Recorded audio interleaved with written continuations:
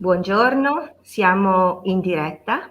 Noi, Elisa Simeonato e Elia Azzardo dalla Biblioteca di Castelfranco, Camilla Toso dalla sua libreria Mondadori e Carlo Scusate i Gallucci rumori. e Carlo Gallucci direttamente da Da Roma, da da, Roma. da Eh. casa, è sabato a casa. Perfetto. Allora, è il primo appuntamento che dedichiamo a un editore e benvenuto perciò nel nostro progetto Quanti libri? Libri di ieri, libri di oggi per tutti, anche per te. Questo è il titolo del progetto. Siamo partiti da Gianni Rodari, che abbiamo conosciuto meglio l'anno scorso, e lui dice: la lettura è quel sesto senso che va piantato, annaffiato, curato. I libri sono semi, alimentano la mente, accrescono l'intelligenza, la creatività, come il cibo irrobustisce le ossa e i muscoli.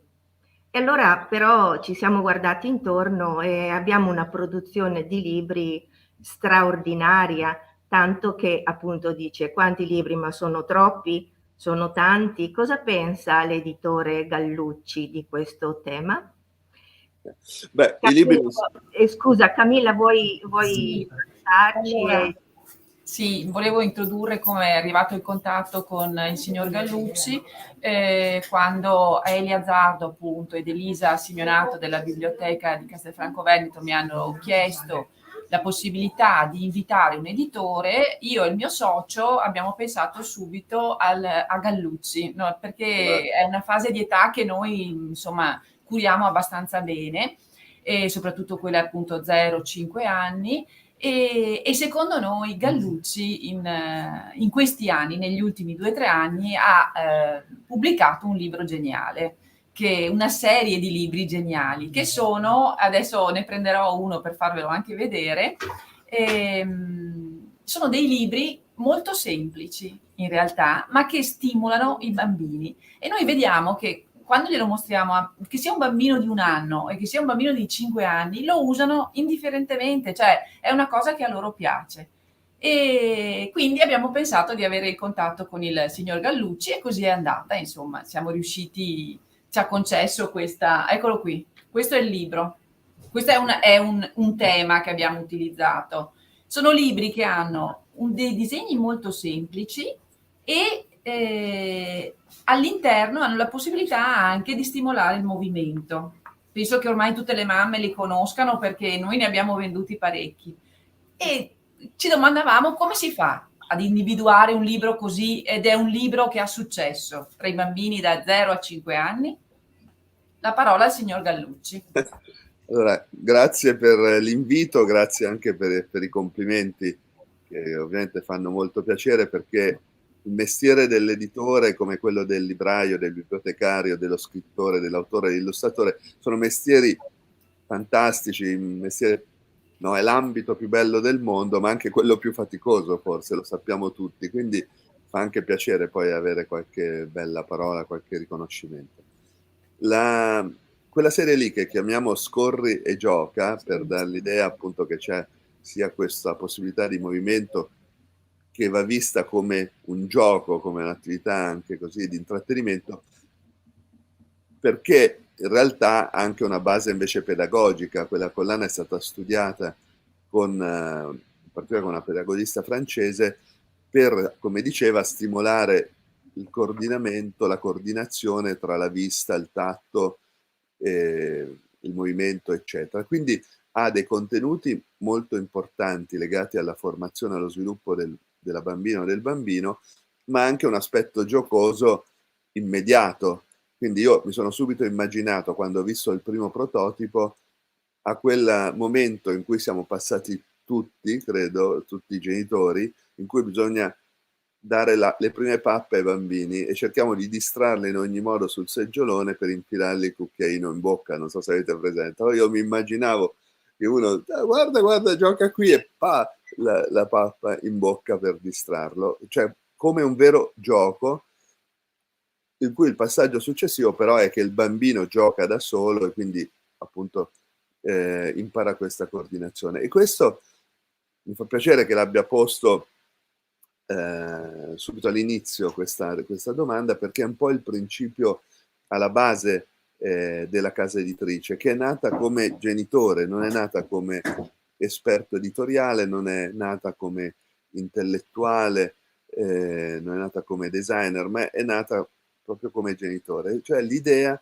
di fornire, di portare all'attenzione dei bambini dei libri che fossero allo stesso tempo importanti, quindi con un contenuto importante o nella confezione, come in questo caso, no? Nella features, dicono in inglese, in quello che si può fare col libro, o anche nei contenuti, nel disegno, nella scrittura, ma anche allo stesso tempo leggeri, leggeri nel senso di Italo Calvino, cioè che non fossero pesanti, angoscianti, deprimenti, ma il libro che è un compagno, un amico con cui giocare, no? Come l'amico immaginario dei bambini, è un amico con cui si sta bene. Ecco, il libro deve essere, secondo me, specialmente per un bambino, deve essere un amico, un compagno di giochi. E appunto questa collana realizzava quest'idea, che all'inizio era un'idea, poi è diventata una collana, realizzava questo principio che è un po' alla base della casa editrice. Quando ho cominciato tanti anni fa, appunto come genitore, io vedevo con i miei figli che erano molto piccoli, avevano 3-4 anni, ho cominciato proprio con loro, io facevo e faccio tuttora un altro lavoro, quindi ho cominciato proprio per giocare insieme a loro su qualcosa di importante, di serio. Quindi abbiamo cominciato a pensare a quali libri potessero essere divertenti da condividere, e questo perché come genitore vedevo che la produzione, che era già allora molto ampia, ora lo è ancora di più, come diceva, poi parleremo anche di quello, i libri per bambini spesso avevano, diciamo, un limite.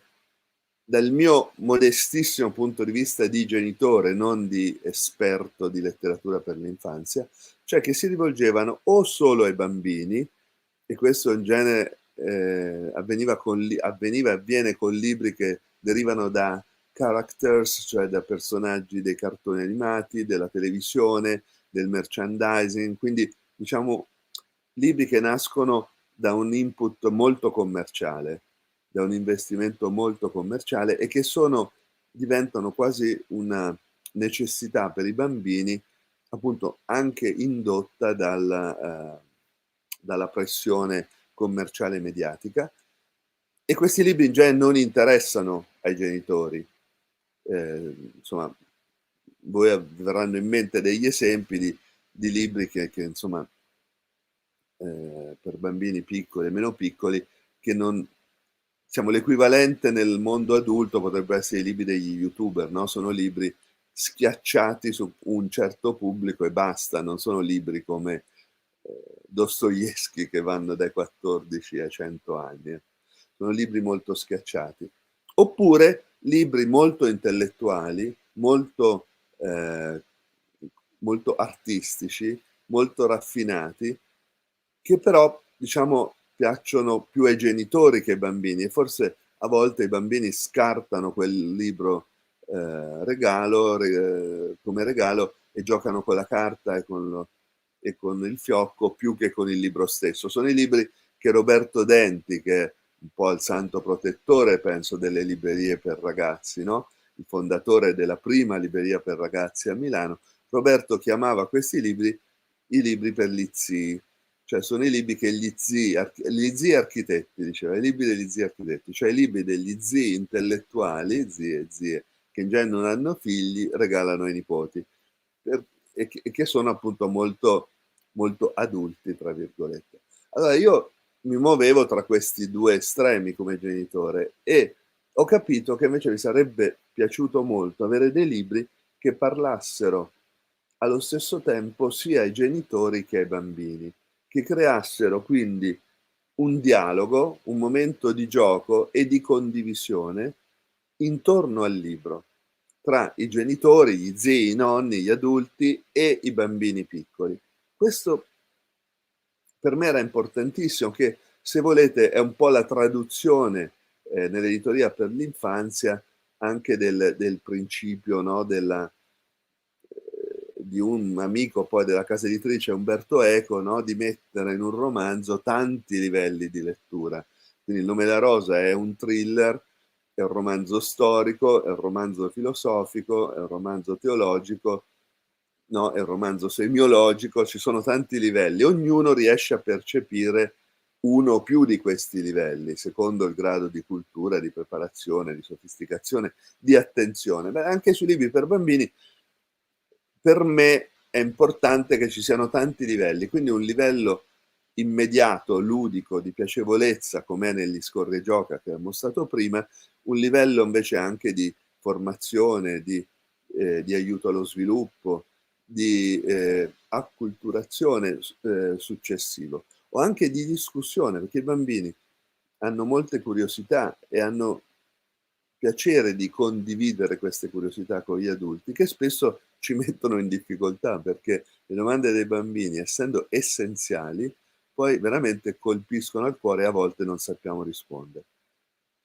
I bambini, per me, questo è un altro principio della casa editrice, non sono minimalisti. Gli adulti sono minimalisti a volte, no? Quando, diciamo, c'è un filone di pensiero un po' minimalista anche nella letteratura o anche nel comportamento degli adulti. I bambini sono massimalisti per me, cioè i bambini ci chiedono perché ci sono i ricchi e i poveri, perché qualcuno muore, perché dei bambini muoiono in Siria, perché che cosa succede quando il nonno muore, che cosa, o la nonna, insomma qualcuno viene a mancare, che cos'è la ricchezza e la povertà, cosa è giusto, cosa è sbagliato, cos'è Dio, dov'è Dio? Cioè i bambini veramente ci pongono le domande più importanti e a volte, diciamo, non sappiamo rispondere, anche i genitori, no, frettolosi che non se l'aspettano una domanda simile mentre preparano la cena dopo una giornata di lavoro magari. E i libri possono essere degli strumenti per affrontare e per suggerire uno sviluppo della discussione in questo campo. Quindi cercando la chiave per parlare a grandi e a piccoli contemporaneamente, mi venne l'idea, proprio all'inizio della casa editrice, e ripeto era un'attività molto familiare all'epoca, mi venne l'idea di utilizzare, diciamo, di pubblicare come filastrocche le canzoni. Forse, no, la libreria, forse ve ne ricorderete. Oh, certo, ce li ricordiamo molto bene. Insomma, mi sono reso conto che le canzoni più importanti della grande musica d'autore italiana, soprattutto negli anni 60, poi le due scuole c'erano, quella genovese e quella milanese. Poi c'era l'RCA a Roma che era molto importante come Fucina e Ricordi a Milano all'epoca. Beh, in quel mondo lì sono nate delle canzoni straordinarie per piacevolezza, per allegria, per musicalità, per intelligenza, potrei dire, e allo stesso tempo, pur essendo così anche divertenti, anche molto profonde. Hanno dei messaggi molto importanti. Una di queste è Vengo anch'io, no tu no, di Enzo Iannacci, una canzone che quando uscì, io ero bambino, ci divertì moltissimo perché sembrava una gag, no? Una gag comica, vengo anch'io, no tu no, ma perché? Perché no? Era molto divertente e giocosa. Quindi ho pensato una canzone così divertente per me bambino nel ricordo, lo sarà anche per i bambini attuali, ma allo stesso tempo è una canzone che attira anche il genitore, perché il genitore si ricorda, cioè ricorda Iannacci, ricorda la canzone, diciamo, nella sua completezza. E soprattutto, quando io chiamai Enzo per dirgli, voglio fare, diciamo, lui mi aveva fatto una volta una canzone dal mio testo, quindi lui gli dissi: mi devi restituire il pensiero, il piacere, voglio fare un libro dalla tua canzone, vengo anch'io, no tu no. E lui ha detto: ah, fantastico, era interessatissimo, perché ha detto: la canzone Vengo anch'io, no tu no è attualissima, questo già 10-15 anni fa, è attualissima perché è una canzone sull'esclusione, sull'escludere. E quindi all'epoca la tensione in Italia era verso il sud, c'era all'epoca un movimento al nord che puntava molto, no, nel differenziare il destino del nord da quello del sud. Quindi, diciamo, la polemica sull'esclusione era verso i meridionali, i terroni. L'ho detto perché c'è sempre qualcuno che è il terrone di qualcun altro, quindi la canzone è attualissima. Poi abbiamo visto che questo movimento ad escludere è andato piuttosto verso gli immigrati, si è sviluppato, no? Ma di fatto c'è sempre nelle società un movimento per escludere, per respingere, per ghettizzare qualcuno. Quindi in questo senso quella canzone è stata sempre attuale dagli anni 60 a oggi e lo è ancora oggi. Ma in più c'è anche un livello per bambini, secondo me, perché chiunque abbia a che fare con bambini sa che nelle classi, negli asili, nei gruppi, nei cortili, si creano sempre delle alleanze tra bambini per escludere qualcuno. Magari un bambino viene escluso a turno, no? Cioè un giorno tocca uno, un giorno all'altro, però i bambini hanno questa dinamica un po' sadica, un po' cattiva, no? Di esercitazione del potere, che consiste nel creare alleanze tra alcuni per mettere in minoranza, in minorità, in imbarazzo altri. Allora, Vengo anch'io, no tu no, riguarda anche eh, quella modalità e diventa una canzone con tanti livelli di lettura, addirittura storico-sociologico su cosa è stata la canzone degli anni 60, la piacevolezza, la musicalità, l'esclusione, la politica, la dinamica invece tra bambini, no? La psicologia, quindi ha tantissimi livelli di lettura. E così ne ho sviluppate tantissime all'inizio, perché ho trovato un filone molto creativo. È come un artista, adesso no, usando paroloni me li perdonerete, ma quando qualcuno ha individuato il cubismo, poi no, l'artista crea tante opere in quel filone là per capire cosa ne può venire fuori, quanto ne può trarre, no?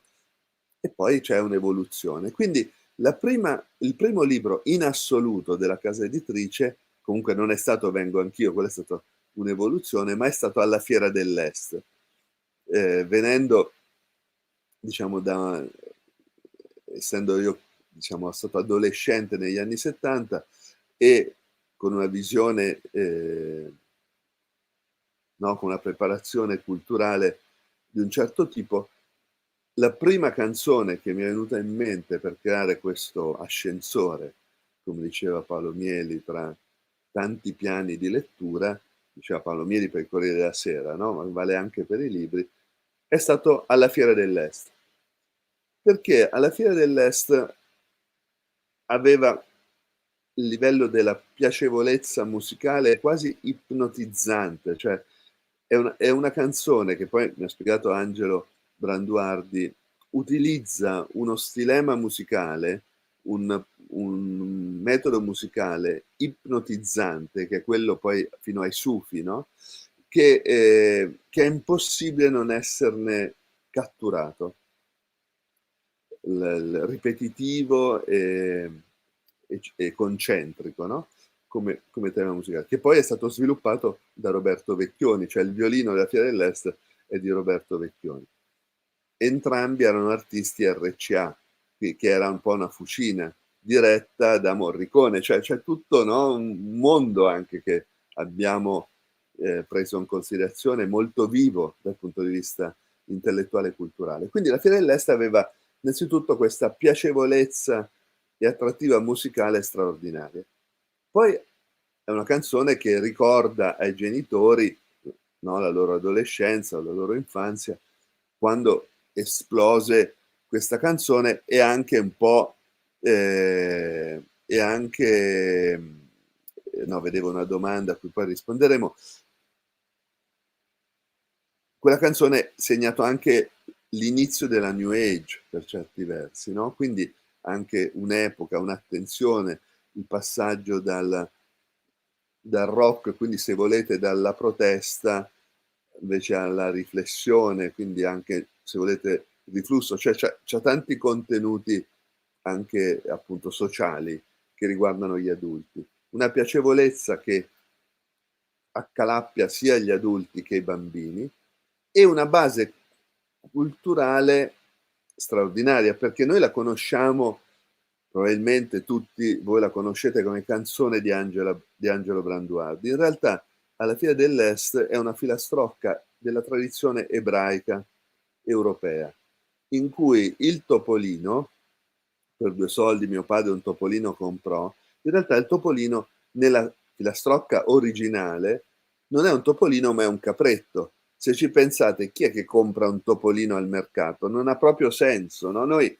nella bellezza del tutto, nella capacità di catturare che ha questa canzone, nessuno si è posto il problema, ma che stai dicendo? Cioè, chi è che compra un topolino? Forse un criceto, ma insomma, in realtà quello serviva per la rima, Branduardi, e poi per, diciamo, renderla più giocosa, ma la filastrocca originale parla del capretto, perché è il capretto per Pesach, è il capretto pasquale.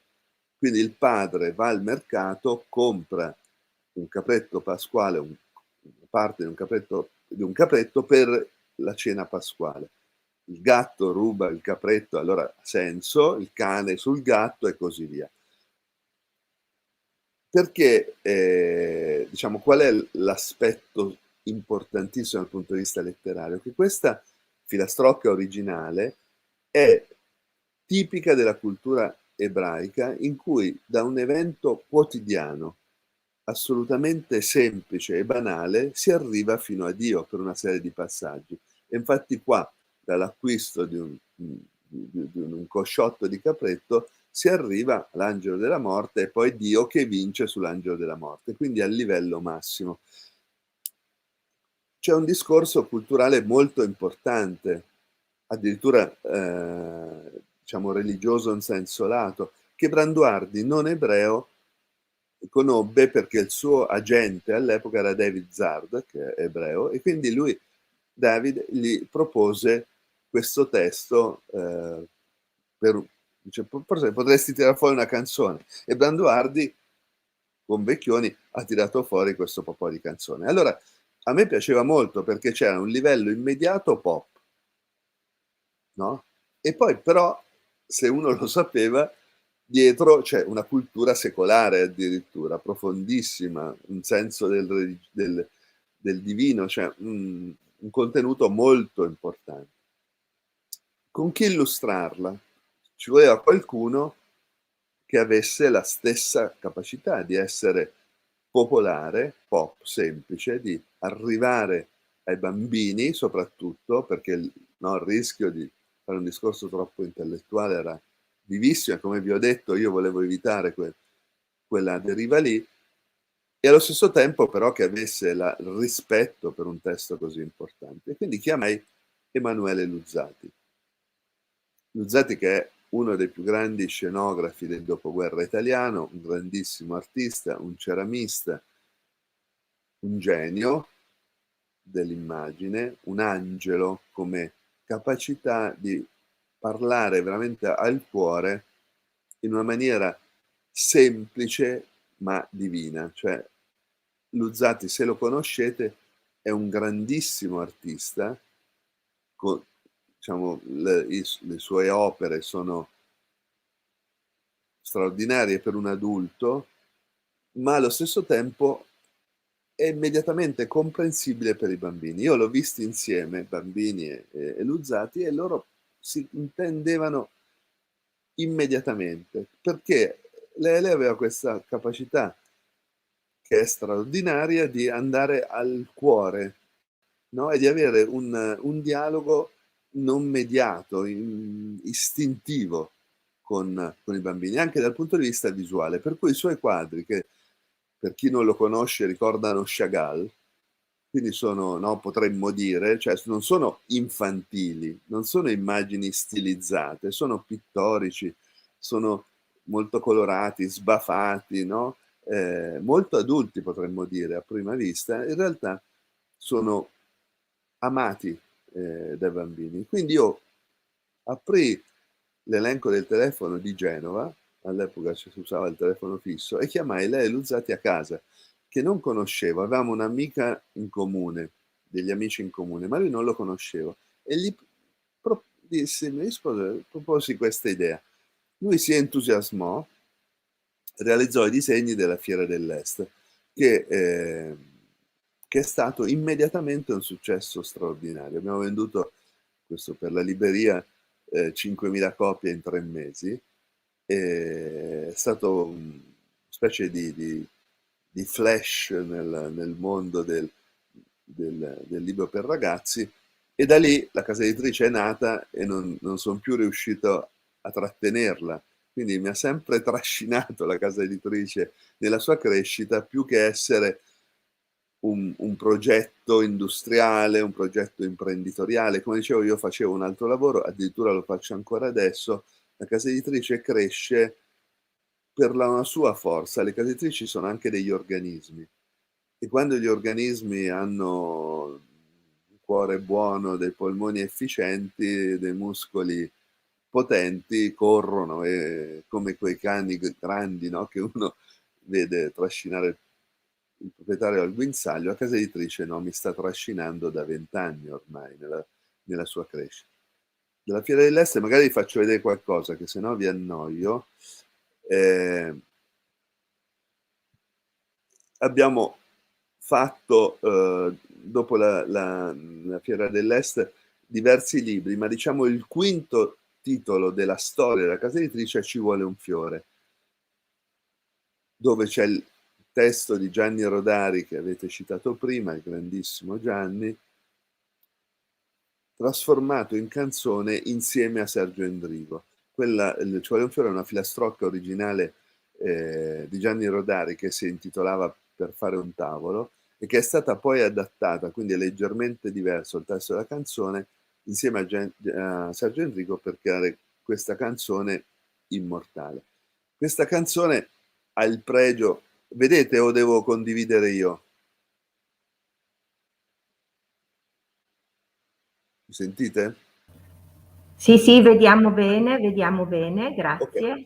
Allora, questa canzone ha tutti i pregi di cui parlavo prima. Appartiene al secondo anno della casa editrice. Cioè, il primo anno pubblicammo 2 soli libri, e appunto il primo è La Fiera dell'Est, il secondo anno 5. Uno dei 5 libri della casa editrice era Ci vuole un fiore. Quest'anno abbiamo 180 novità e 400 ristampe. L'anno scorso 160 novità e 360 ristampe. Questo per dare l'idea di come è cresciuta la casa editrice, no? Questo processo di sviluppo irrefrenabile di cui vi parlavo prima. Ci vuole un fiore ha tutte quelle caratteristiche, perché è una filastrocca, quindi un testo per bambini, un testo geniale, con tutta la genialità di Gianni Rodari, quindi di grande soddisfazione anche per gli adulti, e è un testo che 50 anni fa ormai praticamente parlava di ambiente, di ecologia, di rispetto della natura. No? Per fare un albero ci vuole un fiore, per fare un tavolo ci vuole un albero, per fare un albero ci vuole il bosco, eccetera.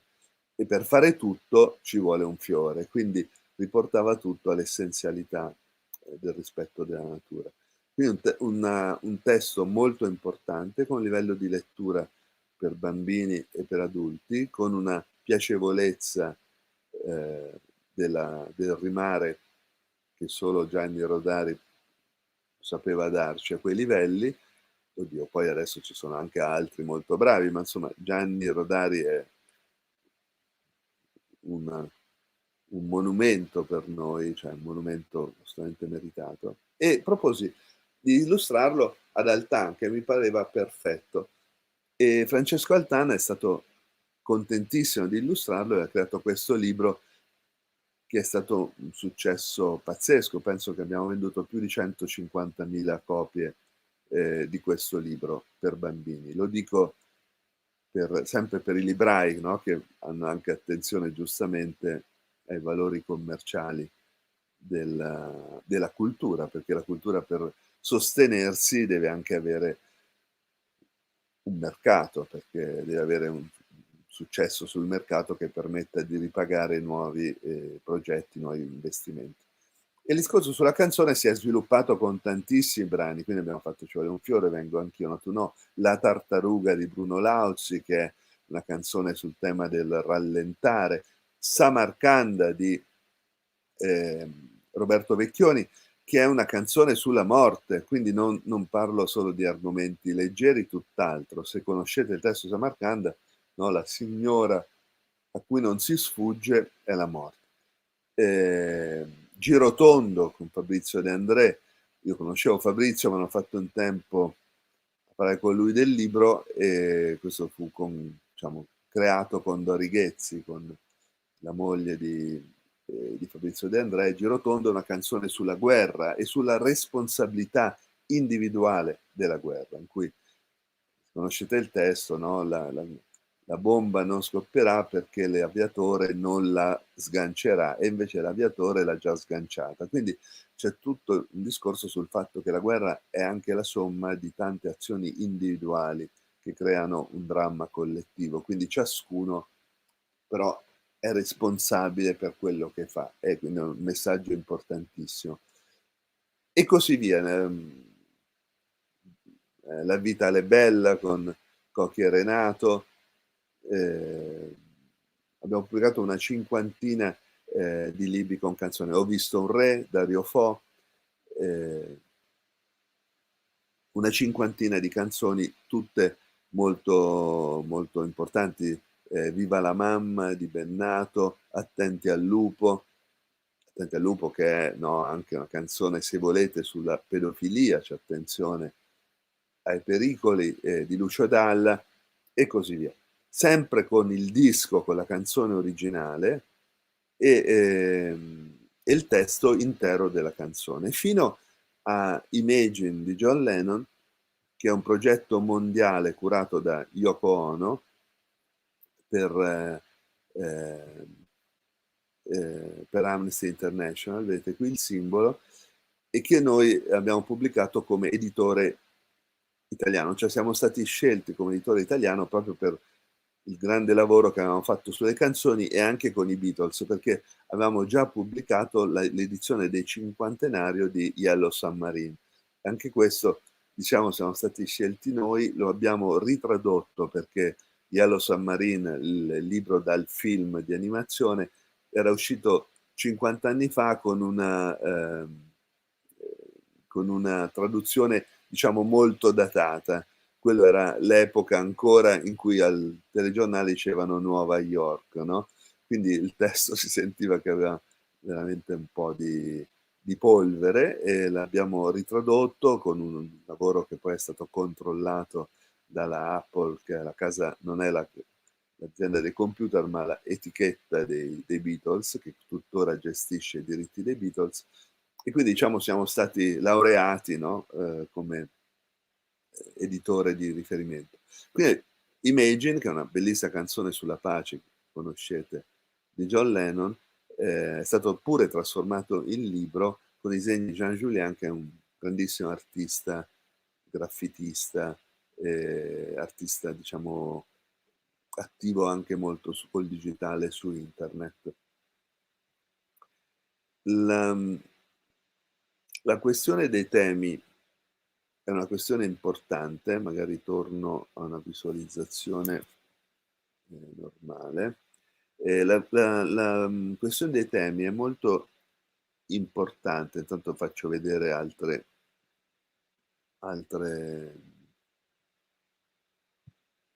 copertine. È una questione molto importante, perché i bambini hanno bisogno di argomenti, come dicevo, sono massimalisti, fanno le grandi domande. Ora, per rispondere a queste grandi domande dei bambini ci vogliono grandi personalità, secondo me, cioè persone autori, testi e disegni che siano così maturi, così consapevoli, così sicuri di se stessi, da poter fornire risposte semplici. Come sa chiunque abbia studiato filosofia o matematica o fisica, i grandissimi riescono anche a essere molto semplici, molto diretti e molto coinvolgenti. Le conferenze di Umberto Eco, che ho già citato, erano straordinarie come anche intrattenimento, mentre le persone, diciamo, meno strutturate, più insicure, tendono a essere complicate, no? Preoccupate nella loro esposizione, piene di distinguo, eccetera. Solo i geni riescono ad andare diretti al dunque. Pensiamo a Einstein: E uguale mc quadro, una energia uguale massa per velocità della luce al quadrato, una equazione semplicissima che spiega quasi tutto, no? Allora, quando noi vogliamo parlare di questioni importanti ai bambini, abbiamo bisogno di grandi autori, e questo è il motivo per cui nel nostro catalogo sono presenti grandissime firme anche del mondo adulto, non solo del mondo dei ragazzi. Qui ve ne presento alcuni. Luzzati, di cui abbiamo parlato, vedete la freccia, un grandissimo artista. Carlo Fruttero. Carlo Fruttero è stato un grande scrittore, un grande intellettuale, un grande traduttore. Ha lavorato per tanti anni all'Einaudi, poi alla Mondadori, poi di nuovo all'Einaudi, e Carlo ha scritto per noi un testo importantissimo, diciamo, che è il racconto della creazione, della Genesi biblica.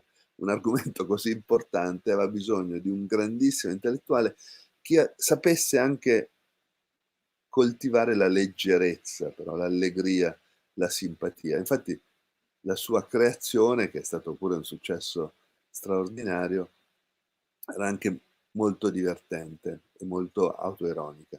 Qui vediamo Lucio Battisti con Dori Ghezzi, Gian Maria Testa, un grandissimo cantautore che purtroppo è un grande amico, che purtroppo ci ha lasciato prematuramente, con cui abbiamo pubblicato alcuni libri, tra cui una Ninna Nanna, la Ninna Nanna dei sogni, che è bellissima nella sua semplicità, oltre che musicalità.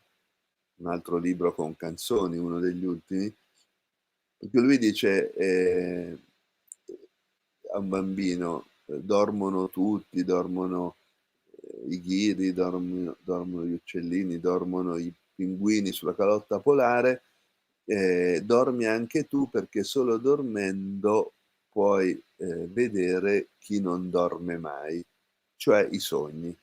Quest'idea che tu dormendo puoi giocare con i sogni che invece non dormono, sono gli unici che non dormono in un mondo tutto addormentato, è estremamente poetica e stimolante.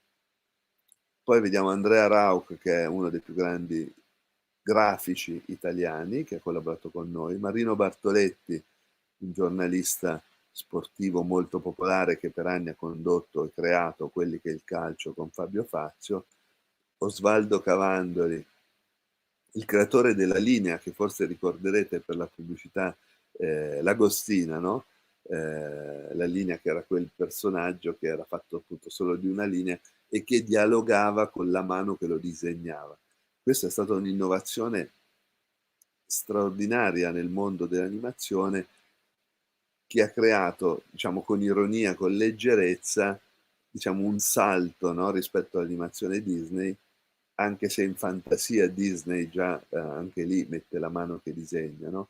Ma nella sua semplicità c'è un dialogo tra il personaggio continuo, la mano, e anche il pubblico che guarda. È così importante che il vicepresidente di DreamWorks da Los Angeles mi chiese il libro, per darvi un'idea, perché considera Cavandoli un genio nella storia dell'illustrazione mondiale. Poi Rita Levi Montalcini, premio Nobel, che con noi ha pubblicato gli unici suoi 2 libri per ragazzi, a cui teneva moltissimo, era molto intenzionata a scrivere il terzo, non ha fatto in tempo, come sapete era già anzianissima, il primo uscì per i suoi 100 anni, fu il suo libro diciamo di festeggiamento, il suo regalo, il regalo che fece a tutti noi per i 100 anni, le tue antenate, sulla storia di tutte le donne nella scienza che hanno lottato per la scienza, la conoscenza, però anche l'emancipazione della donna, perché le donne scienziate sono state, diciamo, represse, sono state combattute praticamente fino a 50 anni fa. Lei stessa, per le leggi razziali, fu espulsa dall'università a Torino e fu costretta a passare dei mesi a fare ricerca e esperimenti in casa finché non decise di emigrare in Brasile e così anche salvarsi. E poi Furio Scarpelli, che è stato un grande amico, un grande autore, con cui abbiamo fatto creato una versione per bambini di Brancaleone, che Furio Scarpelli, della coppia Age e Scarpelli, è stato uno dei più grandi sceneggiatori italiani della commedia cosiddetta all'italiana, che lui preferiva definire italiana, e appunto tra l'altro lo sceneggiatore di Brancaleone, che di nuovo a tanti livelli, no? Perché Brancaleone è divertente, ma racconta per me in maniera straordinaria la società italiana, tanto che la vera maschera per me della contemporaneità non è Pulcinella, non è Arlecchino, ma è Brancaleone, cioè no, questo modo di porsi certe volte come dei personaggi vanagloriosi, persone che vediamo, no, in giro, no, l'italiano che si vanta, che promette, che minaccia e che poi invece alla fine è un miserabile. La grandezza di Scarpelli della commedia italiana era che questi personaggi venivano raccontati anche con amicizia, con affetto, con indulgenza, sapendo che sono dentro, in misura minore o maggiore, dentro ciascuno di noi, non c'è qualcosa da odiare, da dileggiare, ma in cui riconoscersi. Scarpelli è anche lo sceneggiatore della Grande Guerra, soprattutto dei Soliti Ignoti, un capolavoro inestimabile del cinema mondiale, ha avuto 7 rifacimenti, l'ultimo con George Clooney. E anche C'eravamo tanto amati, che è stato un film molto importante per spiegare una fase della società italiana. Volete fare delle domande così interrompiamo un po' la monotonia? Sentite? Cristina Zocco sottolinea come la casa editrice ha un'attenzione particolare a contenuti e libri, come Di che colore è il vento, che per un'età un po' più grande dei 0-5, ma può partire anche da quella. E poi Isabella Nardin adesso dice: le chiedo se i libri di cui parla, oltre a testo e immagini con la loro grande potenzialità, sono anche sonori e musicali. Direi di sì. Sì. Allora andiamo con ordine. Il primo è Di che colore è il vento, che è un libro, diciamo, sulla cecità, in cui un bambino cieco chiede a tutti, all'albero, a tutti i vari personaggi che incontra di che colore è il vento. E l'ultimo gli dice: il vento ce l'hai in mano, se tu sfogli velocemente il libro contro la faccia produci il vento, no? E lo puoi sentire. Quindi è un libro per bambini che è in brossura, quindi con una copertina morbida, mentre in genere sono sempre cartonate le copertine, proprio per permettere questo sfoglio veloce che produce il vento e fa capire che cos'è il vento.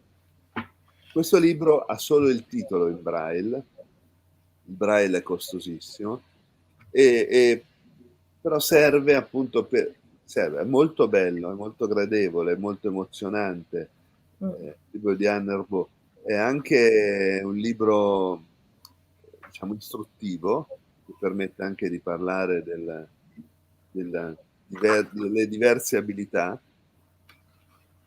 ma in braille solo il titolo. Noi facemmo a un certo punto questo libro, che è totalmente in braille invece, il libro nero dei colori, è un libro tutto nero, cioè le pagine sono sempre tutte nere, il testo è braille e poi c'è solo anche in un grigio appena visibile, come vedete qua, questo grigio sotto, diciamo, la traduzione in lettere.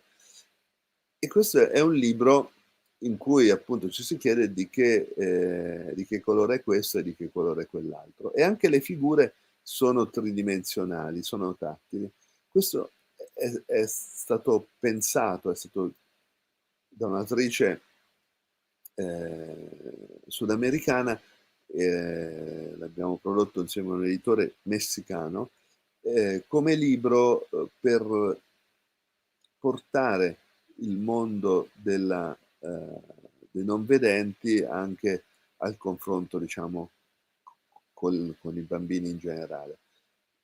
Io in particolare ho voluto che fosse anche un libro per i non vedenti, questo per una forma di rispetto. E quindi, mentre l'edizione americana, anche quella statunitense, ha un finto braille, cioè un braille a rilievo che non, diciamo, fatto con la serigrafia, che non è così tanto a rilievo da essere leggibile con i polpastrelli da un non vedente. Noi e solo noi, l'abbiamo realizzato con un vero braille, quindi punzonato, leggibile dai non vedenti. Il libro è stato definito il più bel libro dell'anno dal New York Times, quindi una grandissima soddisfazione per gli autori, e il nostro esperimento, diciamo, venne fatto a spese della casa editrice, cioè potendomelo permettere, decisi di creare un libro totalmente braille, come dicevo, quindi punzonato. Siccome la punzonatura crea un rilievo, che è quello che viene letto, ma anche un incavo, no? Nella pagina, nel retro della pagina, che avrebbe creato dei problemi. Quindi per evitare questi problemi ai non vedenti, tutte le pagine sono doppie, sono ripiegate come un quartino, come una cartella, in modo che i rilievi siano esterni e quindi leggibili, mentre la parte incavata sia all'interno della doppia pagina, che è chiusa, non è leggibile. Poi il libro è stato rilegato a mano perché la macchina schiaccia e quindi avrebbe schiacciato il braille, su carta nera e non carta colorata di nero, diciamo a stampa, non carta stampata nera, bianca stampata nera, ma carta nera. E questo perché nella piega la carta si incretta e sarebbe uscito del bianco, quindi abbiamo fatto tutto su carta nera, che costa 5 volte la carta bianca. Insomma, era un libro costosissimo che io decisi diciamo, di regalare a un prezzo di 16,50, un prezzo standard, ai non vedenti, cioè permettere a un bambino non vedente di trovare in libreria un libro per lui allo stesso prezzo e nello stesso scaffale di un altro libro, quindi non l'edizione speciale, niente di medico,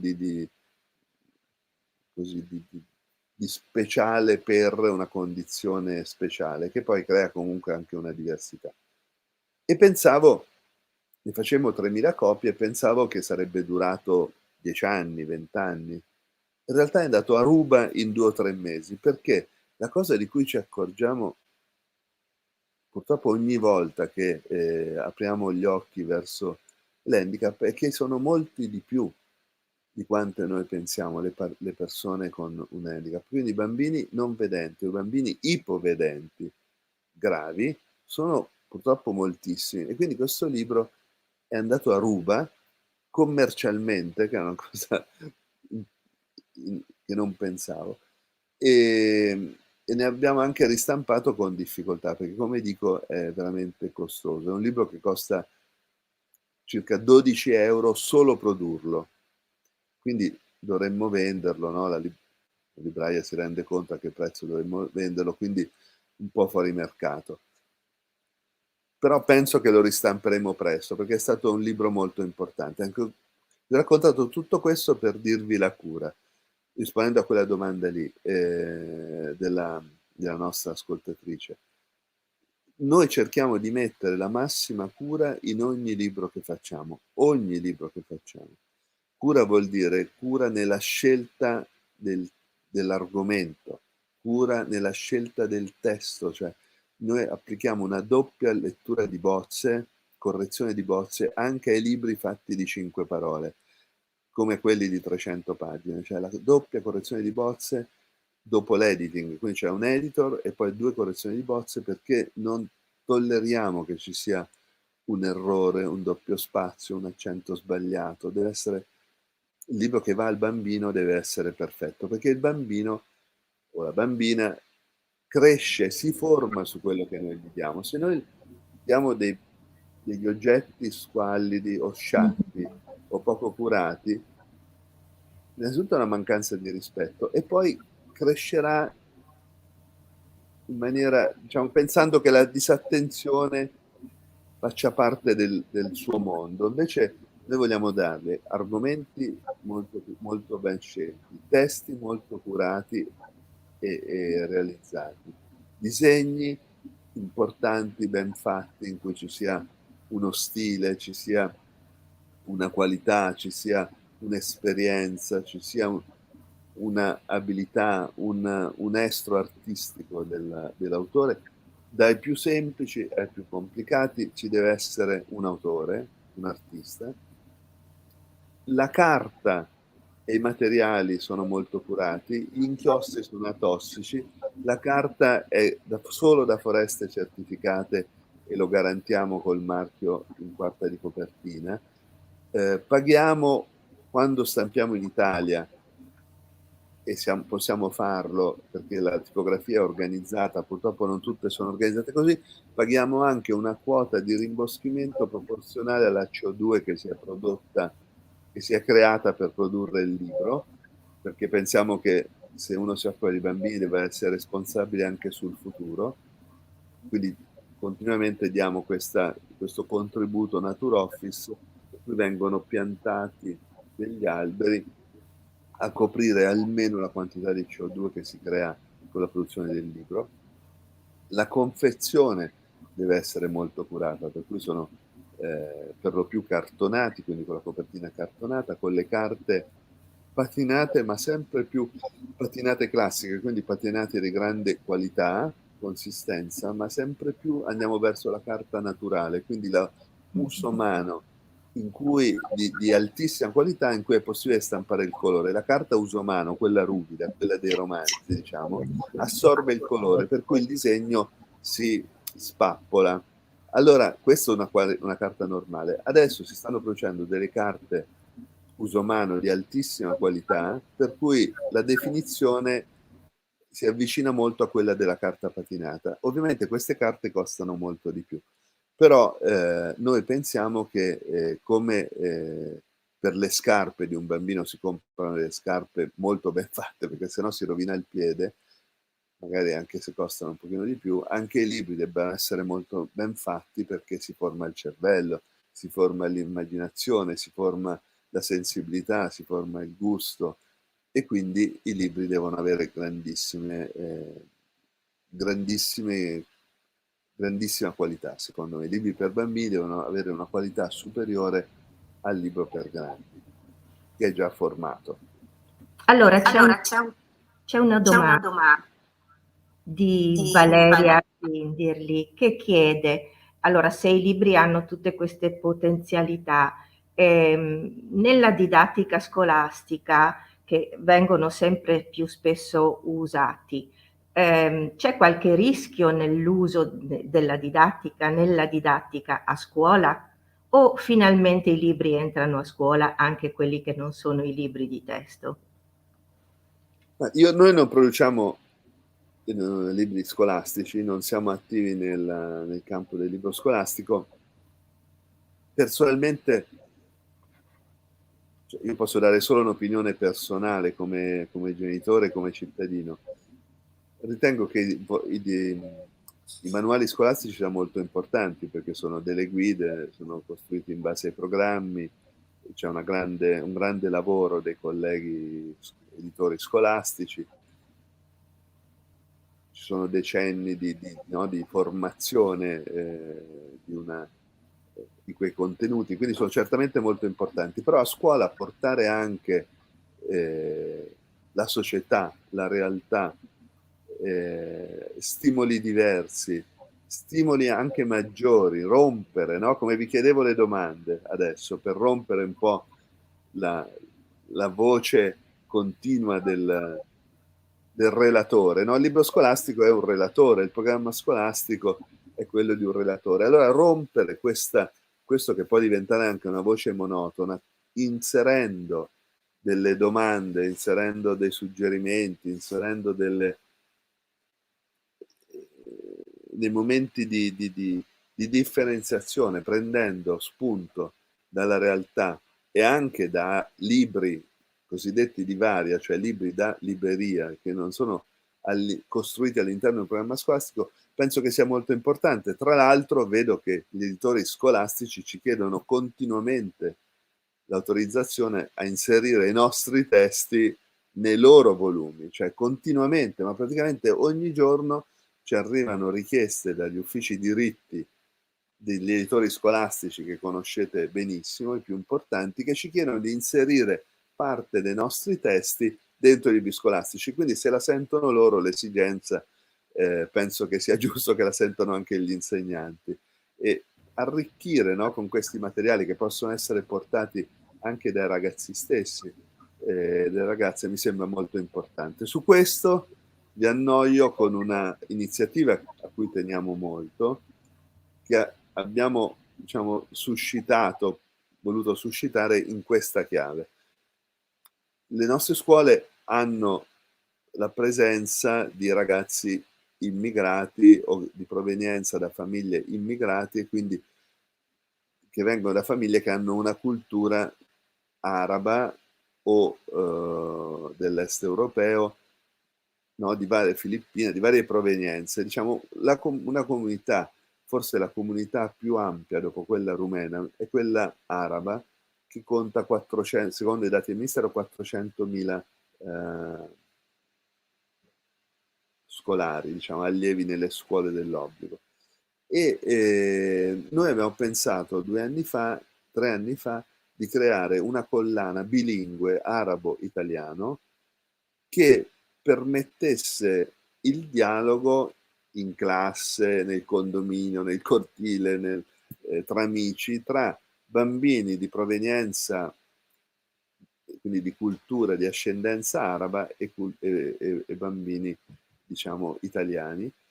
E abbiamo quindi scelto un grande editore arabo, l'editore che ha vinto il premio della Fiera di Bologna, il Bologna Book Fair Award, come migliore editore del mondo orientale, che si chiama Kalimat, e insieme a questo editore abbiamo cominciato a pubblicare dei libri arabi, quindi libri dell'editore Kalimat in origine, arabi, con il testo arabo, quindi conservando il testo arabo e aggiungendo il testo italiano. Questo per portare non solo un contenuto bilingue, appunto in queste classi in cui ci sono delle bambine e dei bambini bilingue o che si stanno formando in maniera bilingue, ma anche per portare quella sensibilità, quel mondo, quei colori, quelle ambientazioni, quelle culture alla conoscenza, no, dei loro coetanei italiani, perché la conoscenza, no, è banale, la conoscenza crea tolleranza, crea comprensione. Noi abbiamo chiamato Un ponte sul Mediterraneo questa collana, e pensiamo che sia molto importante. Ho pubblicato una dozzina di libri, anche un romanzo per adolescenti che attualmente è finalista al premio Strega Ragazzi, Faten, un romanzo con una protagonista quindicenne sullo sfondo della guerra civile in Libano, quindi argomenti molto importanti. E invece nella serie per bambini più piccoli, partiamo con libri proprio totalmente cartonati, semplicissimi per l'asilo, per diciamo, la scuola dell'infanzia, e poi libri per la scuola elementare, dalla prima alla quinta. Per terza, quarta, quinta ci sono anche la storia di Averroè, di Avicenna, cioè dei grandi filosofi, scienziati e pensatori arabi a cui dobbiamo anche il mantenimento durante il Medioevo, no? Della cultura greca e romana. Quindi, diciamo, sono libri assolutamente non propagandistici, non abbiamo nessuna intenzione di essere mai propagandistici, didattici, pesanti, ideologici, però sono libri che aiutano un po' a capire che esiste una cultura araba importante e che nei paesi arabi ci sta il minareto e ci sta la moschea, come qua c'è la chiesa, perché sono dei libri illustrati in cui la vita del paese, per esempio, è come la nostra, però magari c'è il dattero e c'è il minareto che scandisce la giornata. Sono libri laici, molto belli, che sono stati anche molto ben accolti. Quindi questo, per esempio, è un materiale non scolastico, non curricolare, non diciamo nel programma, che però è stato pensato proprio per essere utilizzato nella classe per parlare anche del mondo di quei bambini che magari sono minoranza in classe. Ancora un'altra domanda, ed è riferita in particolare a una tipologia di libro che è presente nel vostro catalogo, il silent book, il libro senza parole. E dice Anna, come si posiziona questa tipologia di libro nella vostra casa editrice? Silent book sono diventati un genere, no? All'inizio erano dei libri senza testo che qualcuno si è creato, poi diciamo, si è capito che sono dei libri molto stimolanti perché non essendoci testo, ognuno può in parte crearsi una storia, e certamente un dialogo, il testo, quindi sono libri stimolanti, piacevoli, e come tali noi li pubblichiamo e continueremo a pubblicarli, cioè ci interessano molto sia i silent book che i libri con poco testo, pochissimo, appena dei suggerimenti, in cui conta moltissimo l'immagine. Quindi, diciamo, è l'esasperazione del graphic novel, no? Il graphic novel è un romanzo in cui una parte importante della narrazione avviene attraverso l'immagine. Il silent book è un libro illustrato in cui tutta la narrazione avviene solo attraverso l'immagine, quindi è l'esasperazione di questo meccanismo. Noi ne abbiamo in catalogo, ci interessano, non penso che si possa esaurire lì la proposta per i bambini. Anzi, io personalmente ritengo, ovviamente scusate se dico io, ma come editore ho una linea editoriale e parlo della mia, non do giudizi, non sono uno storico, un critico della letteratura per l'infanzia, quindi non voglio dare giudizi sul lavoro degli altri o su quello che è giusto o non giusto fare. Vi trasmetto quello che penso io, che faccio io, che sviluppiamo noi come editori. Un altro dei principi della casa editrice dall'inizio era di dare una scelta vasta, il più possibile vasta, all'interno della qualità, all'interno della serietà, all'interno del ben fatto, all'interno del consapevole, però una scelta vasta di stili, di generi, di punti di vista. Nel nostro catalogo ci sono tutti i più grandi illustratori, non solo italiani, ma forse anche del mondo in gran parte, sono tutti presenti, i più grandi, perché appunto tra Luzzati e Altan, due forse che conoscete più facilmente, no? Altan, che è un genio, fa delle figure con il contorno nero, colore piatto, stilizzate semplicissime. Luzzati è pittorico, sbafato, usa il collage, è quasi all'opposto.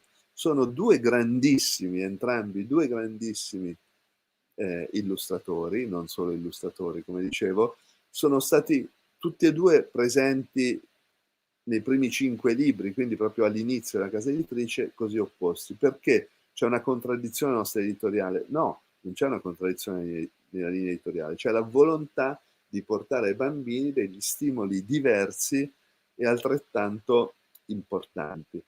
Io ero infastidito dal fatto che in molte case di amichetti dei miei figli ci fossero solo film Disney. Allora, la produzione Disney è una produzione straordinaria, cioè non dobbiamo criticare Disney, ha inventato l'animazione quasi a livello mondiale, a quei livelli là, sono tutti capolavori, i film Disney sono investimenti mostruosi, eccetera. Però io ritengo che a un bambino non si debba dare solo un paradigma, perché poi il paradigma delle storie è spesso simile, quello delle storie Disney, non si debba dare solo uno stile, ma i bambini, siccome si devono formare, devono potersi formare su una varietà di stili, di proposte, tutte allo stesso valide, tutte approfondite, tutte curate, però diverse, in modo che ognuno nella differenza capisca meglio cosa vuole, cosa gli piace, cosa è lui stesso, eccetera. Quindi tanti illustratori, tanti generi di libri, partendo dal libro illustrato, che è un po', diciamo, l'atletica leggera delle Olimpiadi del libro per bambini, no? Cioè i 100 metri, il libro illustrato importante è la categoria principe del libro per bambini nella fase 0-6 anni. Però partendo da lì, quindi siamo partiti anche dalla sfida più difficile, siamo partiti all'avventura, cioè anche avventatamente se volete, però come avevo detto è andata bene. Partendo dalla sfida più difficile, poi abbiamo però sviluppato tutti i generi, perché come dicevo la varietà secondo me è importantissima, proporre una varietà di stimoli a chi si sta formando. Quindi siamo dal libro illustrato che diciamo 3-5 anni, siamo scesi fino a 0 anni con i libri bagnetto e i libri di stoffa, fondamentalmente. E i libri con le braccia di peluche sono libri gioco. Infatti quella collana lì si chiama Librido, dove il gioco è come L' ibrido, no? Il libro ibrido. E sono libri ibridi perché hanno spesso altri materiali e sono molto simili ai giochi. Nel libro bagnetto abbiamo pubblicato l'Ulisse di Joyce e Moby Dick di Melville, per intendervi, in versione bagnetto. Ovviamente poteva essere preso come un affronto, no? Come una bestemmia. In realtà è stato preso per quello che è, come un gioco che viene presentato con lo slogan "Un tuffo nella grande letteratura", è il libro bagnetto, quindi un tuffo nella grande letteratura, e è l'idea anche lì di giocare col genitore, no? Che il bambino non vuole farsi lo shampoo, è una fatica al bagnetto, allora giochiamo con Moby Dick in cui il genitore ha un moto così di simpatia, di allegria che gli mette, no, questo gioco fatto con un capolavoro della letteratura, e il bambino intanto capisce che c'è Moby Dick, che c'è una certa storia con la balena, poi se ne ricorderà, magari ci avrà uno stimolo in più a leggere Moby Dick da grande. Poi abbiamo pubblicato libri pop-up, che sono libri molto importanti come genere, come silent book, sono libri di una determinata categoria che possono essere molto semplici e semplicemente giocosi, o capolavori come Sabuda, che pure abbiamo pubblicato, capolavori molto sofisticati. E noi abbiamo fatto anche il pop-up del Presepio con Luzzati, per esempio, che viene montato ogni anno a Torino e che è un libro molto importante e anche molto utile, perché uno lo tira fuori dalla libreria, lo apre e c'ha il presepio belle fatto, si tira su la stella comete, appare Gesù bambino il 25 dicembre, si tira giù un flap e appaiono i Re Magi il 6 gennaio. Poi abbiamo pubblicato libri musicali, non solo diciamo libri col CD, che adesso hanno avuto un momento di difficoltà perché diciamo hanno fatto un po' la loro epoca, perché il CD player, cioè lo strumento per ascoltare il CD, non c'è più nelle case e soprattutto non c'è più nelle automobili, e molto spesso abbiamo scoperto che il nostro CD veniva usato nel tragitto casa-asilo, casa-zii, casa lavoro, eccetera, dai bambini, no? Che poi compulsivamente volevano sentire spesso la stessa canzone. Per questo i genitori ci dicevano: pubblicatene altri, almeno cambiamo ogni tanto la canzone, e ne abbiamo pubblicati, come dicevo, più di 50. Quindi i libri con CD ora li stiamo riproponendo attraverso, cominciamo a riproporli, abbiamo fatto i 2 Leocorni e Whisky il Ragnetto per ora, ne usciranno altri la prossima primavera, attraverso una formula che abbiamo sperimentato con la musica classica, cioè il libro sonoro, in cui non c'è il CD, ma c'è un chip sonoro affogato nella carta, quindi invisibile, e sfiorando un punto nelle pagine, un sensore in ciascuna pagina, parte la musica direttamente dal libro per circa 15 secondi, sono dei limiti tecnici, per cui abbiamo pubblicato, li conoscerete, immagino la libreria è uno dei nostri best seller assoluti, come collana ha venduto tantissimo, abbiamo pubblicato Mozart, Beethoven, Bach, Vivaldi, l'opera, Tchaikovsky, Handel, abbiamo anche lì una ventina di titoli di brani molto orecchiabili, ma della più grande opera, dei più grandi capolavori della musica classica, non solo dell'opera. Abbiamo Beethoven e Mozart, no? Eine kleine Nachtmusik o La turca, che piace moltissimo ai bambini, Tchaikovsky. Quindi abbiamo portato la musica classica in tante case, ecco, che ci mostra il libro, in tante case dove forse i dischi di musica classica, la musica classica non veniva ascoltata. E questa è una grande soddisfazione, che Mozart sia stato portato dal più piccolo della famiglia alla conoscenza della famiglia. Sempre parte di quell'ascensore di cui parlavamo prima e che ci appassiona tanto. Allora adesso stiamo realizzando anche le canzoni attraverso il chip, in cui in ogni pagina si ascolta una strofa praticamente della canzone.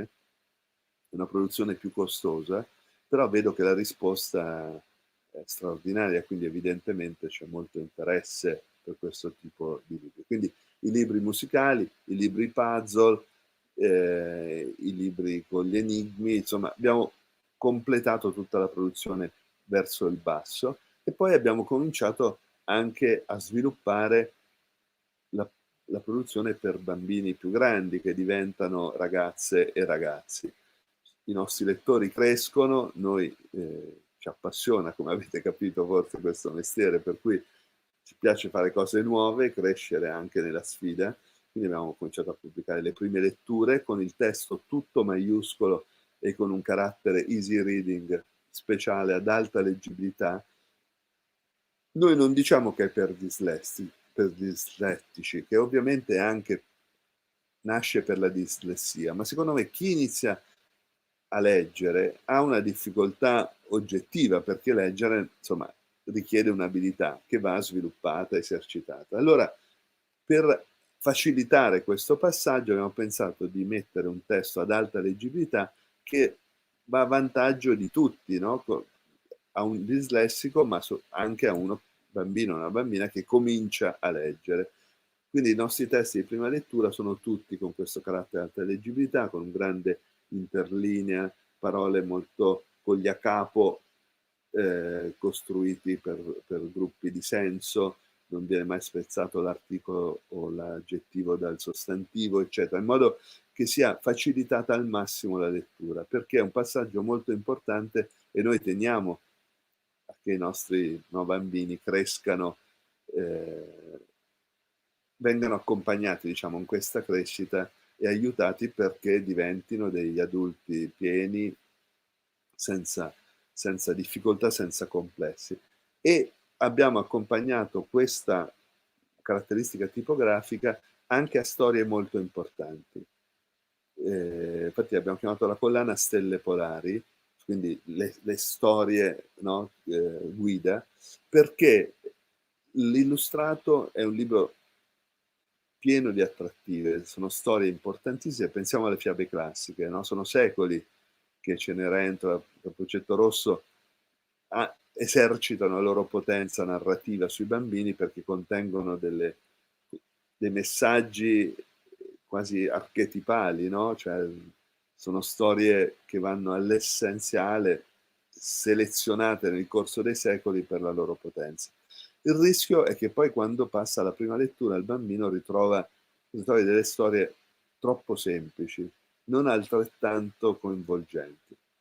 Allora abbiamo pensato di prendere i libri per ragazzi più importanti, tipo l'Isola del Tesoro, che non abbiamo fatto per ora, e trasformarli in prima lettura, quindi in testi di poche pagine, però in un formato libro narrativo, non in un formato non un grande formato illustrato, con i disegni a colori, ma che diventano, diciamo, un terzo della pagina rispetto ai 2/3 che è il testo, quindi un accompagnamento del bambino dal libro illustrato al libro scritto, al libro a capitoli, al libro di narrativa, graduale, sia nel mantenimento del disegno e del colore, pur riducendolo, con un testo che tipograficamente che abbia la lettura più facilitata possibile, e anche le storie.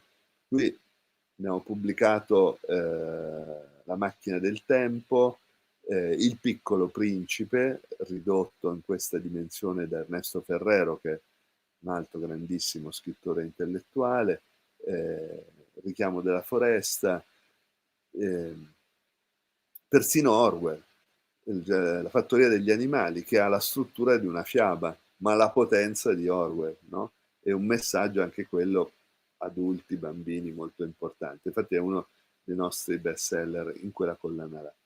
Poi dalle prime letture abbiamo pubblicato anche i libri a capitoli, gli inglesi li chiamano chapter books, cioè libri in cui la storia è abbastanza articolata da essere divisa in capitoli, a livello intermedio, e poi gli young adults, cioè la grande narrativa. Nella grande narrativa, dove abbiamo avuto grandissime soddisfazioni negli ultimissimi anni, penso che la libreria lo possa confermare, abbiamo deciso di recuperare la grandissima narrativa per ragazzi, riproponendola con traduzioni nuove, quindi abbiamo ritradotto tutto con grande investimento, ma per avere traduzioni fresche, contemporanee, che parlino veramente il linguaggio dei ragazzi, e anche graficamente dandogli un aspetto non vintage, ma un aspetto che incontra l'immaginario delle ragazze e dei ragazzi. E abbiamo cominciato con la casa nella prateria, che non era pubblicata in Italia, cui abbiamo stampato più di 20 copie a titolo. È stato un grandissimo successo. Sono 50 anni che la fiction della Casa della Prateria va in onda, prima sulla Rai, adesso sui canali satellitari. E poi, diciamo, il grande successo è stato Anna dei Capelli Rossi. Di Anna dei Capelli Rossi tutti conoscono il primo romanzo omonimo e il cartone animato. Tutti gli editori avevano già Anna da Capelli Rossi in catalogo. Noi però abbiamo valutato che l'intero ciclo di Anna fosse meritevole di pubblicazione, perché è altissima narrativa per ragazzi, ma di grandissima qualità letteraria, con la capacità descrittiva, la complessità della trama, la profondità dei personaggi, l'intreccio delle storie, di vera narrativa, grandi romanzi. Allora, invece che rincorrere le mode, che è giusto che qualcuno lo faccia, no? Perché comunque se un ragazzo compra un libro perché è di moda in quel momento va benissimo, però noi abbiamo, almeno legge, no? Entra in contatto con la libreria, con la biblioteca, col mondo dei libri, eccetera. Noi abbiamo pensato di dare invece quei libri di grande godimento che sono alla base della nostra, penso, comune passione per la lettura. Abbiamo letto dei libri molto importanti da ragazzi e da adolescenti. quindi di tradurre tutta Anna dai capelli rossi e riproporla in una veste moderna, contemporanea, che parli al linguaggio attuale, anche grafico, non vintage e non diciamo, riduttivo. E per questo abbiamo messo in cantiere la traduzione dei primi 3 romanzi insieme, per uscire con i primi 2 subito, 2, non solo il primo e omonimo, e poi subito dopo col terzo. Mentre lo facevamo a Netflix, quindi eravamo già in fase avanzata di traduzione, Netflix ha annunciato la serie TV da Anna da Capelli Rossi. Quindi ci siamo sentiti con Netflix, all'epoca avevano solo l'ufficio in Olanda, e hanno fatto un'indagine sulla casa editrice, hanno voluto fare come gli americani, che sono queste delle corporation, sono molto professionali, hanno deciso che la casa editrice, come i Beatles, come Yoko Ono, fosse una casa editrice di qualità, e ci hanno concesso le immagini delle locandine per le copertine dei libri. Questo ovviamente è stato molto importante. E la serie dei romanzi di Anna Capelli Rossi da allora ha avuto un successo pazzesco, è vendutissima, abbiamo più di 20 ristampe per ogni volume e ristampiamo praticamente ognuno 1 o 2 mesi, tutti i titoli. È stata una grande soddisfazione, soprattutto perché abbiamo portato romanzi di 300 pagine nelle camerette delle 12, 13 anni, 14 anni italiani. Qui diciamo, devo notare, visto che ci sono anche dei librai online, che il più grande mercato di questa serie è la catena Mondadori Franchising, quindi i librai Mondadori, che sono librai, non dipendono dalla casa madre, fanno i librai, conoscono i loro lettori e quindi ordinano i libri che piacciono ai loro lettori, evidentemente, e Amazon, l'altro canale. Alcune librerie indipendenti stentano a capire i successi commerciali, secondo me, perché non hanno probabilmente tutti i riferimenti statistici per capire che cosa va, e ormai la velocità di reazione del lettore è tale che se non trova immediatamente nella libreria di quartiere quello che cerca, lo compra su Amazon, per cui il libraio neanche si rende conto forse che c'è una richiesta per quel libro, no? Un tempo, un libro che veniva fuori inaspettatamente, pensiamo alla canzone di Achille, no? Che è il grandissimo successo di un libro di più di 10 anni fa. Un tempo questo successo l'avrebbero capito tutti i librai, perché sarebbero arrivate richieste continue di questo libro qua, che vecchio di 10 anni. Adesso ragazzi, uno va, non c'è, lo compra su Amazon, agli amici dici compralo su Amazon, cioè è più difficile che sia la pressione del lettore a dare indicazioni al libraio, secondo me, di cosa viene ricercato, e è più importante quindi vedere le statistiche. E non so se i librai guardano sempre le statistiche di vendita, a parte quella dei primi 10, no?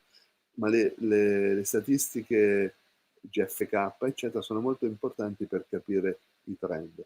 Noi ci rendiamo conto che alcuni bestseller, che non sono novità, come Anna da Capelli Rossi, che è una novità per come la proponiamo noi, ma come titolo tutte le librerie ce l'hanno da 50 anni in catalogo. Ecco, lì troviamo che ci sia nel libraio indipendente, che è il nostro paladino, il nostro eroe, è il guardiano, no, è il faro che tiene accesa la luce della lettura in ogni quartiere, in ogni paese, in ogni città. Lì troviamo che certe volte ci sono più difficoltà nel capire questo, e l'attenzione è più sulla novità, ma non c'è solo la novità, anzi la nostra forza è proprio il catalogo. Le nostre vendite sono per più del 60% di catalogo, e con continue ristampe. E questo credo che sia molto importante, perché quando un catalogo vive con questa forza, vuol dire che quei libri sono importanti e l'importanza non cambia da un anno all'altro, specialmente nei libri per ragazzi in cui i lettori si rinnovano.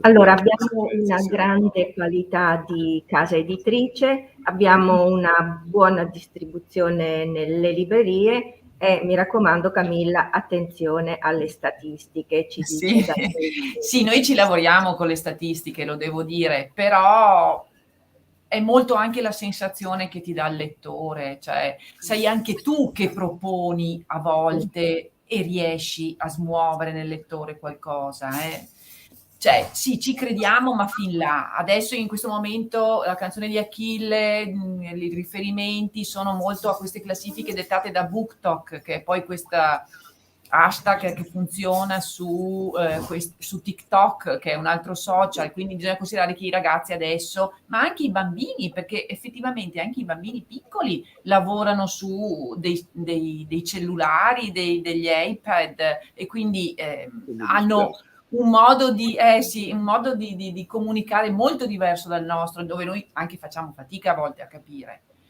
E quindi sì, facciamo attenzione a tutto ciò. Quello che mi sono dimenticata di dire invece è che il signor Gallucci rappresenta anche un tipo di editoria diversa, perché è un'editoria indipendente, quindi è lui che sceglie, cioè, ce l'ha ben spiegato, insomma, quello che lui fa. Non è che il libro viene dato, sì, avrà un team chiaramente, ma il libro è anche una questione di istinto, secondo me. Pubblicare un libro è l'istinto di dire sì, questo libro piace, e lui ragiona. In certe cose mi sembrava di sentire me e il mio socio che parliamo con i clienti, no? Perché gli cerchiamo di spiegare certe cose, perché loro arrivano, ho un bambino di 1 anno, vorrei il Piccolo Principe. Sì, noi glielo diamo anche volentieri il Piccolo Principe, però non è così immediato come libro. Il bambino ha bisogno di individuare le cose che lui vede tutti i giorni, le cose che lo incuriosiscono, perché è una tabula rasa, quindi lui ogni qualcosa gli fai vedere, lui lo inserisce nel suo database, però in realtà ha bisogno dei suoi spazi, dei suoi momenti, dei suoi ragionamenti, delle sue sinapsi, ecco. E là entriamo sulla... Sì, è un argomento larghissimo e lunghissimo. Quello che vi chiedo scusa invece ogni tanto, vedete che io mi muovo, faccio dei versi, ma perché sono in libreria e c'è un movimento continuo qui dentro, non è che sia male, no, ci fa molto esatto. Siamo Cioè, molto ogni tanto alzo troppo la voce, allora mi giro e gli dico... E però allora adesso vi faccio un'altra domanda e ci avviamo magari verso la fine. Allora io vi saluto, scusami Elia, ti fermo, Sì. vi devo salutare anticipatamente perché io ho una visita medica oggi, mi ha corrisposto tutte e due le cose e ho un 3/4 d'ora di strada per andare, quindi vado, e c'è il mio socio che è qui, che adesso lui non si vuole mai far vedere, Luca. ma in realtà c'è, è Luca, che voi conoscete benissimo, mi spiace, eccolo qua. Luca, e lui è anche molto più bravo di me, devo dire Piacere. la verità. Vi saluto tutti e ringrazio il signor Gallucci, è stato speciale, mi ha detto delle cose, ho qua tutti gli appunti, me li sono fatti da studiare. esatto. Grazie. E non dimentico. Grazie a tutti, arrivederci. Ciao e benvenuto Luca. E adesso vado avanti con questa domanda di Antonella, che allora gli editori ci sono, le librerie ci sono, le biblioteche ci sono e hanno modo di portare anche tutte queste novità e rinnovare il parco libri che è della biblioteca. Antonella Marsiglia dice: l'editoria specializzata per l'infanzia ha modo di sostenere in modo incisivo una riprogrammazione delle biblioteche pubbliche. Dove vivo, la sezione piccoli è tutta da costruire, non ci sono. Eppure sappiamo che sono stati dati dei finanziamenti importanti, vero Elisa? Sì, sì. Le biblioteche li spendono per acquistare i libri per i bambini? Io non posso rispondere per le biblioteche, penso di sì, penso che che i bibliotecari italiani facciano un lavoro straordinario, spesso con delle difficoltà di struttura, con delle difficoltà anche di attenzione da parte non so, degli enti locali, da parte del sistema, per cui sono sicuramente degli eroi come lo sono anche i librai, e dei appunto testimoni, dei paladini, delle abbazie benedettine che coltivano la cultura e la lettura in tutti i territori. Quindi sicuramente i bibliotecari fanno il massimo. A volte c'è un po' di disattenzione da parte delle amministrazioni a tutti i livelli, che però devo dire ultimamente ha avuto un'inversione di tendenza, almeno a livello governativo, perché il ministro Franceschini si è dimostrato molto sensibile, mi pare, verso le biblioteche, e quel suo intervento a favore, no, per la pandemia, di fornire dei contributi, dei sussidi alle biblioteche per comprare nelle librerie del quartiere è sembrato molto importante, sia per rinnovare o aggiornare o arricchire il patrimonio delle librerie, sia per sostenere le librerie in un momento di difficoltà. La sua intenzione è quella di renderlo permanente, questo fondo, quindi mi sembra che questo sia un bel passo avanti. Poi ovviamente dipende dalle singole realtà, perché la bellezza delle biblioteche è la bellezza dell'Italia, cioè fatta di 1000 centri piccoli, piccolissimi, distribuiti su un territorio così diverso, no? Dall'alta montagna alla campagna, al mare, alla città, al quartiere di periferia. Quindi ognuno ha un po' le proprie esigenze, così come la libreria di quartiere, che si dimostra la più vitale negli ultimi 2 anni, no? Cioè la parte commerciale del libro, come da editore, no? Ci pare di vedere che le parti più vitali siano, da una parte, inevitabilmente la vendita online, soprattutto del Colosso, no? Che promette un servizio immediato, eccetera, come Amazon, però dall'altra sono le librerie di quartiere. Chi soffre sono le grandi catene, i grandi negozi delle grandi catene, non le catene, ma i grandi negozi in centro, quelli più ripiano delle grandi catene. Ma la libreria medio-piccola, che risponde a un suo pubblico affezionato, questa sta andando molto bene. E così credo che la biblioteca abbia lo stesso rapporto col quartiere, col paese, con il centro abitato, insomma, in cui si svolge. L'intenzione di potenziarle mi pare che ci sia a livello governativo. Ora sta a tutti aiutare questo processo e affiancare i bibliotecari che già fanno il massimo.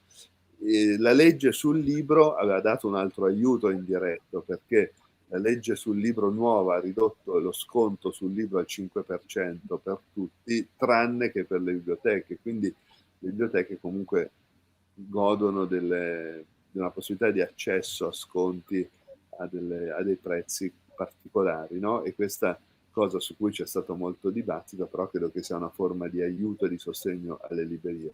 Noi diamo questo sostegno essendo disponibili a fornire libri alle biblioteche a condizioni di assoluto vantaggio. Non lo pubblicizziamo perché non vogliamo fare concorrenza alle librerie quando le biblioteche si forniscono localmente, però se una biblioteca ci chiede dei libri a condizioni molto vantaggiose perché ci sono difficoltà di bilancio, eccetera, noi aderiamo molto volentieri, insomma, per aiutare. Quindi Antonella va a sollecitare la sua biblioteca perché gli stanziamenti ci sono, la disponibilità c'è, che la biblioteca si attivi a spendere questi soldi che le sono stati destinati, se non l'ha ancora fatto, per i bambini piccoli. E poi Cristina Servidio dice ma quanto l'azione dei docenti nelle scuole è importante per la diffusione dei buoni libri. Direi Io penso che sia fondamentale, tanto. cioè, la funzione del docente è fondamentale nella crescita, nella formazione e nello sviluppo dei bambini in tutti i campi quasi, no? Le famiglie per forza cedono una parte dello sviluppo educativo, del processo educativo agli insegnanti, anche solo per una questione di permanenza, no? Di vicinanza con i ragazzi, cioè, metà giornata la passano a scuola. Quindi gli insegnanti sono fondamentali, quindi sono fondamentali nel carattere, nel fornire sicurezza, nel fornire riferimenti, nel fornire educazione e anche nel fornire la passione per la lettura e le conoscenza anche delle varie materie, delle varie discipline. La lettura io penso che sia molto gratificante, ma è come lo sci, è molto divertente se uno sa sciare, no? Mi dicono anche il tennis, io non so giocare a tennis, non gioco a tennis, però è divertente se uno sa giocare, però all'inizio è un po' faticoso, devi fare lezioni, devi imparare, lo sci cadi sempre, nel tennis la pallina va fuori, quindi sono attività che comunque vanno insegnate e vanno apprese. Nell'apprendimento c'è sempre uno sforzo, che è più facile non imparare niente che esercitarsi per apprendere, e però una volta che uno ha preso a leggere, per esempio, ha imparato, non smette più, come andare in bicicletta, una volta che impari poi non lo sai fare tutta la vita e ti è utile tutta la vita.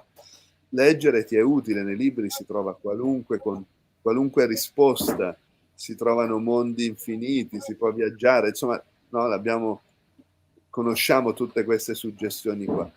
Allora chi è che ti insegna a leggere? Ti insegna a leggere la famiglia, ma non sempre tutte le famiglie sono in grado, anche perché molte famiglie italiane hanno pochissimi libri a casa o poca sensibilità.